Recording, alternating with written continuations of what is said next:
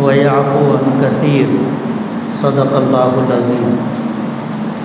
بزرگان محترم اور عزیز دوستوں،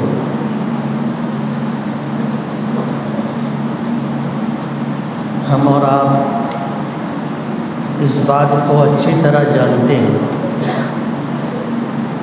کہ آج کا ہمارا یہ جمع ہونا بارش طلب کرنے کے لیے، پانی ہماری بنیادی ضرورت ہے اور اللہ تعالیٰ نے ہر چیز کی زندگی پانی پر رکھی۔ قرآن کریم میں اللہ پاک نے فرمایا وَجَعَلْنَا مِنَ الْمَاءِ كُلَّ شَيْءٍ حَيٍّ أَفَلَا يُؤْمِنُونَ، کہ ہم نے ہر چیز کی زندگی پانی پر رکھی ہے، کیا اس بات کو دیکھ کر سمجھ کر پھر بھی یہ لوگ ایمان نہیں لائیں گے؟ تو پانی ہماری بنیادی ضرورت ہے اور اس ضرورت کی تکمیل اللہ پاک بارش برسا کر کے پوری کر دے۔ بارش نازل ہوتی ہے، آسمان سے برسنے والا یہ پانی زمین میں اترتا ہے،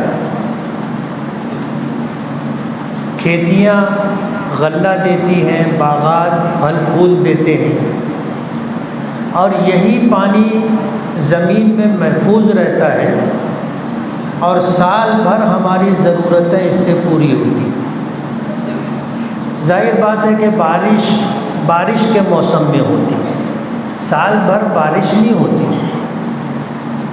عام طور پر جون، جولائی، اگست، ستمبر، یہ 4 مہینوں میں بارش ہوتی ہے، کبھی کبھار اس سے ہٹ کر کے بھی بارش ہوتی ہے، لیکن عموماً 8 مہینہ بارش نہیں ہوتی۔ 4 مہینہ سردی کا ہوتا ہے، پھر 4 مہینہ گرمی کا ہوتا ہے، پھر 4 مہینہ بارش کا آتا ہے۔ تو بقیہ 8 مہینوں میں ہماری پانی کی ضرورت پوری ہو، اللہ پاک پانی کو ذخیرے کی شکل میں زمین کے سپرد کر دیتے ہیں۔ اللہ کا ایک نظام ہے، اللہ نے انسانوں کی تمام تر ضرورت کی چیزیں زمین میں امانتاً رکھ دی۔ ہمارے کھانے کی، پینے کی، لباس کی، دیگر ضروریات کی ساری چیزیں ہم کو زمین سے ملتی۔ گیہوں اللہ نے زمین میں رکھ دیا ہے، چاول، دال اللہ نے زمین میں رکھ دیا ہے، جن دانوں سے تیل نکلتا ہے اللہ نے زمین میں رکھ دیا ہے، جن چیزوں سے کپڑے بنتے ہیں اللہ نے اس کو زمین میں رکھ دیا ہے، جن چیزوں سے ہم اپنا گھر تعمیر کرتے ہیں ان چیزوں کو اللہ نے زمین میں رکھ دیا ہے، اور یہ چیزیں اللہ نے امانتاً زمین میں رکھی، اور زمین کو حکم ہے کہ اللہ کا جو بنایا ہوا نظام ہے اس نظام کے تحت کب کتنا گیہوں، کتنا چاول، کتنی دال باہر کرنا ہے۔ زمین اللہ کے حکم کی پابند ہے، وقت پر اتنا گیہوں دے دیتی ہے، وقت پر اتنا چاول دے دیتی ہے، وقت پر اتنی کپاس دے دیتی ہے، ساری چیزیں آپ کو زمین سے ملے گی، سونا، چاندی، پیتل، فولاد۔ میں مثال کے طور پر بتا رہا ہوں، آپ غور کرو گے تو ہماری ضرورت کی ساری چیزیں ہم کو زمین سے ملتی، لیکن یہ زمین امین ہے، اللہ نے امانت اس کے سپرد کی ہے، اور جو وقت مقرر ہے اس مقررہ وقت پر زمین وہ چیز باہر کر دیتی۔ قرآن کریم میں ہے وَأَخْرَجَتِ الْأَرْضُ أَثْقَالَهَا، زمین اللہ نے جو چیزیں اس میں رکھی ہیں اسے باہر نکالتی۔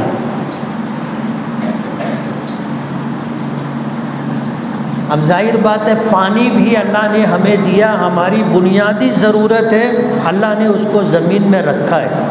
8 مہینہ ہم ندی سے، دریا سے، تالاب سے، ڈیم سے، بورنگ سے، کنویں سے پانی لیتے۔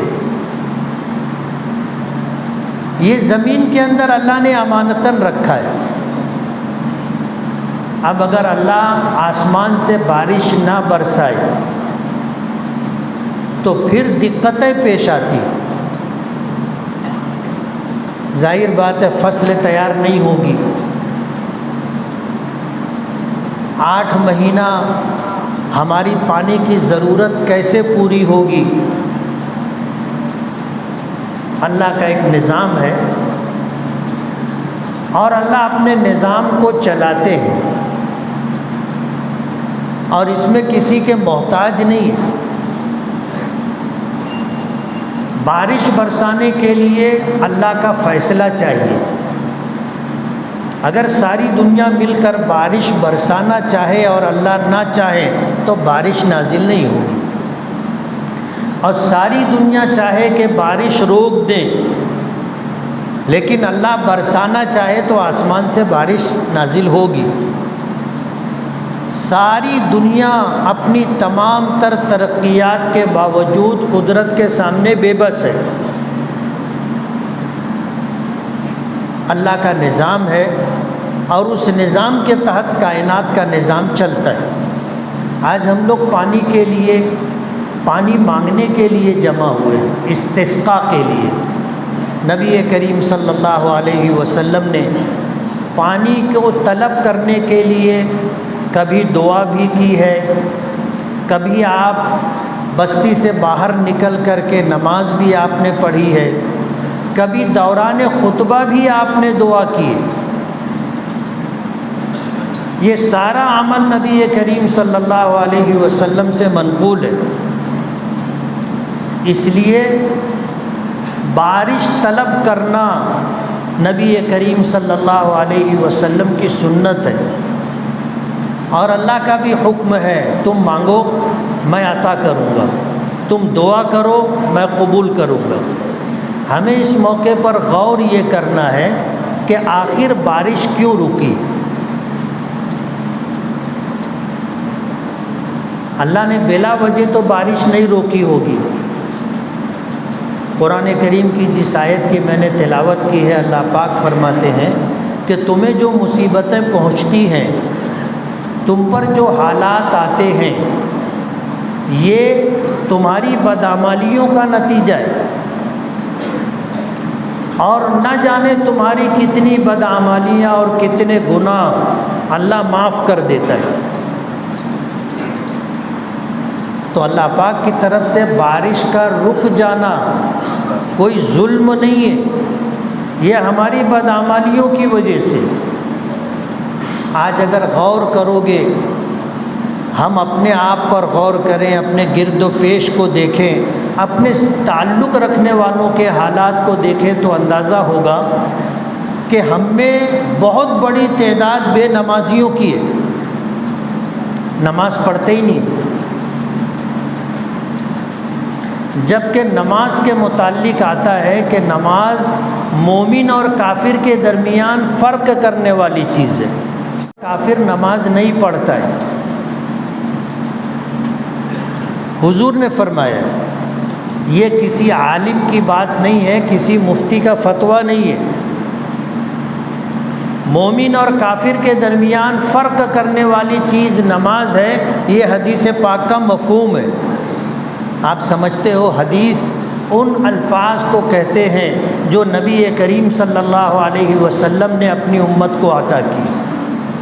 ایک حدیث میں تو آپ نے یہ بھی فرمایا کہ من ترک الصلاۃ متعمدا فقد کفر، کہ جس نے جان بوجھ کر کے نماز چھوڑ دی اس نے کفر کیا۔ اگرچہ علماء فرماتے ہیں کہ فقد کفر کا ایک ترجمہ یہ بھی ہے کہ اس نے کافروں جیسا کام کیا ہے۔ کافر نماز نہیں پڑھتا، اس نے بھی نماز نہیں پڑھی، لیکن حدیث پاک کے ظاہری الفاظ انتہائی سخت ہیں۔ ترجمہ اگر کیا جائے تو وہی ہے جو میں نے کیا کہ جس نے جان بوجھ کر کے نماز چھوڑ دی اس نے کفر کیا۔ ایک دم عام ہے لوگوں کے درمیان۔ روزہ رمضان میں رکھا جاتا ہے فرض، زکوٰۃ سال میں 1 مرتبہ دی جاتی ہے، حج زندگی میں 1 مرتبہ فرض ہوتا ہے، نماز ایک ایسا عمل ہے جو دن میں 5 مرتبہ ہمیں کرنا پڑتا ہے، اور وہی کام ہم لوگ نہیں کرتے۔ آج اس کے علاوہ بھی بہت سارے گناہ ایک دم عام ہو گئے، سود کا لینا دینا عام ہو گیا۔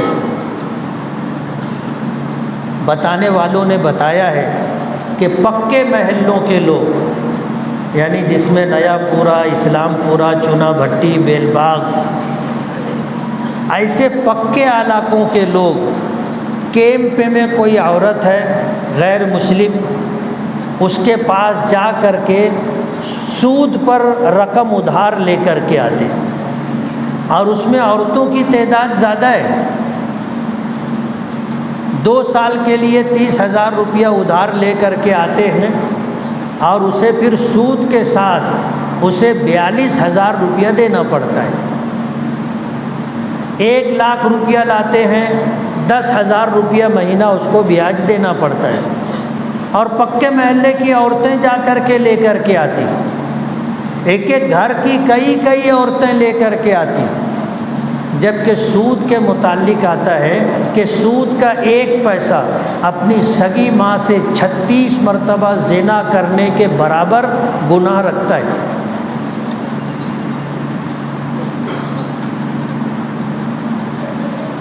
اور ہم لوگ اب سودی معاملات میں حد سے آگے بڑھتے جا رہے ہیں، اس کو معیوب بھی نہیں سمجھتے، گناہ بھی نہیں سمجھتے، دھڑلے سے لوگ جا کر کے سود لے کر کے، سودی قرض لے کر کے آ رہے ہیں۔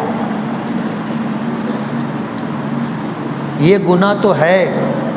آج بہن بیٹیوں کو حصہ بھی نہیں دیا جاتا نا، عام بات ہو گئی ہے۔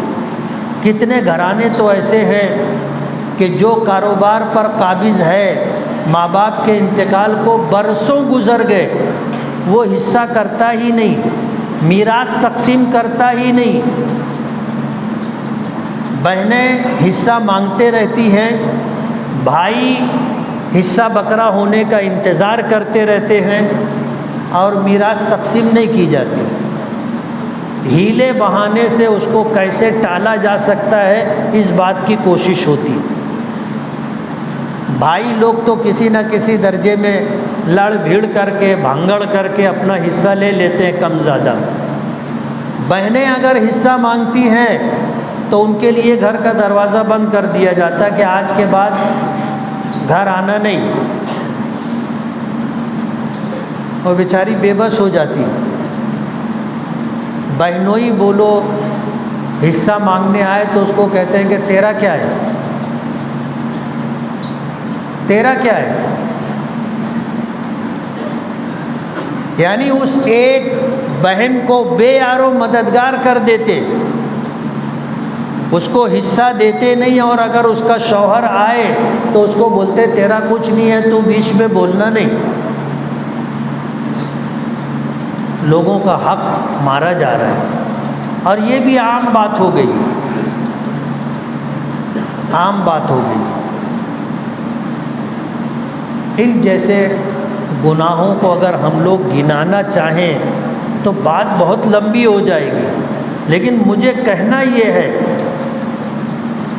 کہ بارش اگر رکی ہے تو ہمارے گناہوں کی وجہ سے رکی ہے، اور جب تک ہم سچی پکی توبہ نہیں کریں گے وہاں تک اللہ کی ناراضگی دور نہیں ہوگی۔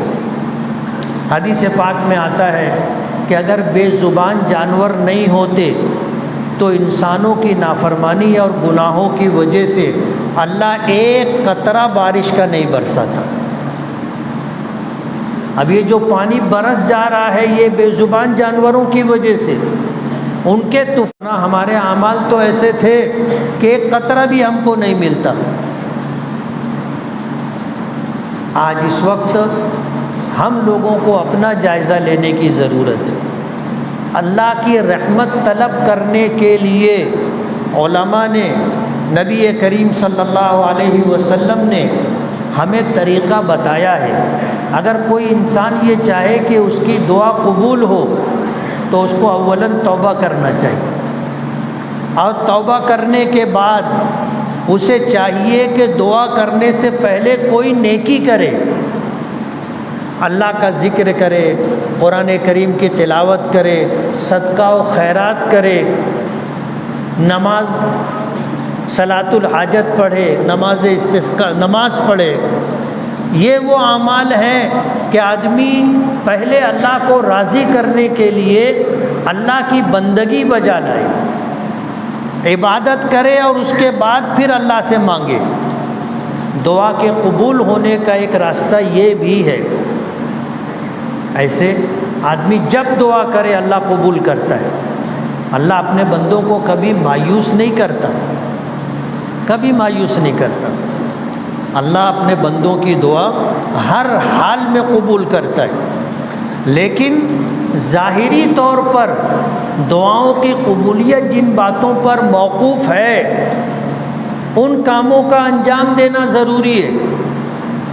توبہ ضروری ہے۔ توبہ کا مطلب یہ ہے کہ ہم جو گناہ کر رہے ہیں اس گناہ کو پہلے چھوڑ دیں،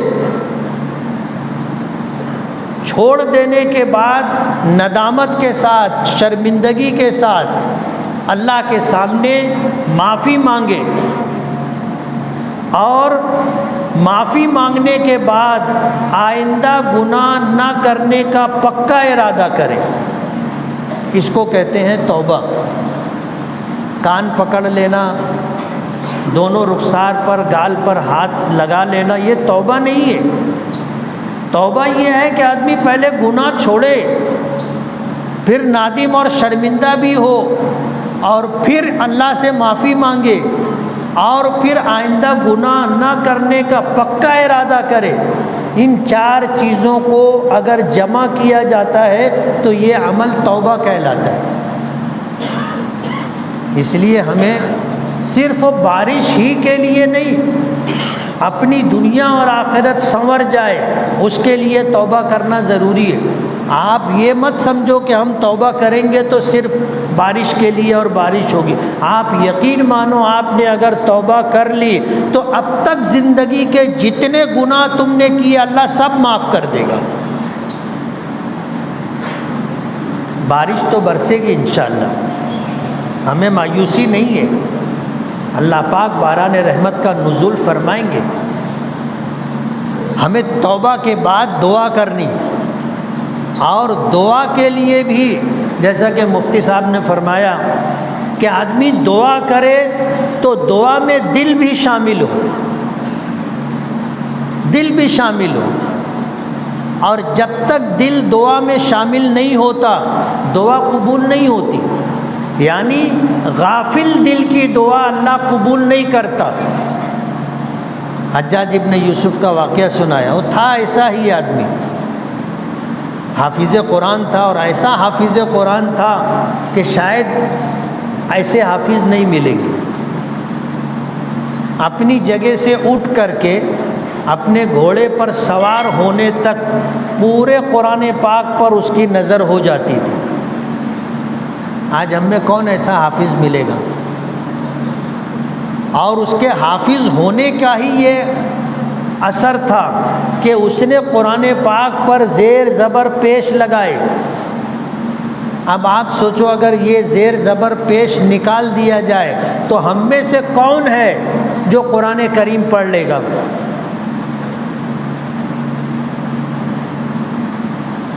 نہیں پڑھ سکتے۔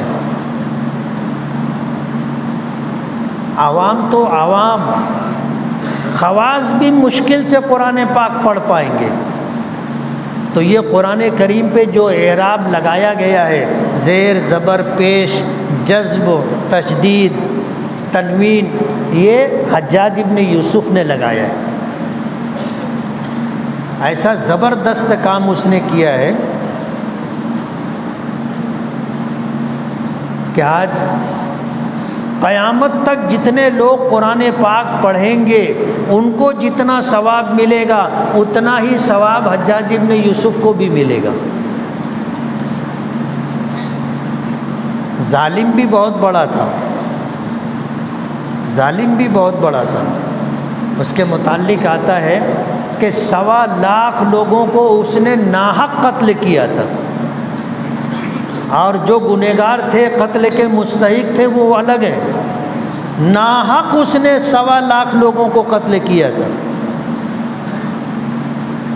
کوفہ کے لوگوں نے حضرت علی کو شہید کیا تھا، اور کوفہ کے لوگوں نے حضرت حسین رضی اللہ تعالی عنہ کو بلایا تھا اور مدد کرنے کا پورا وعدہ کیا تھا. اور جب حضرت حسین اپنے خاندان کے ساتھ وہاں پہنچے تو کوفہ والوں نے ان کو چھوڑ دیا تھا، مدد کرنے سے ہاتھ اٹھا لیا تھا.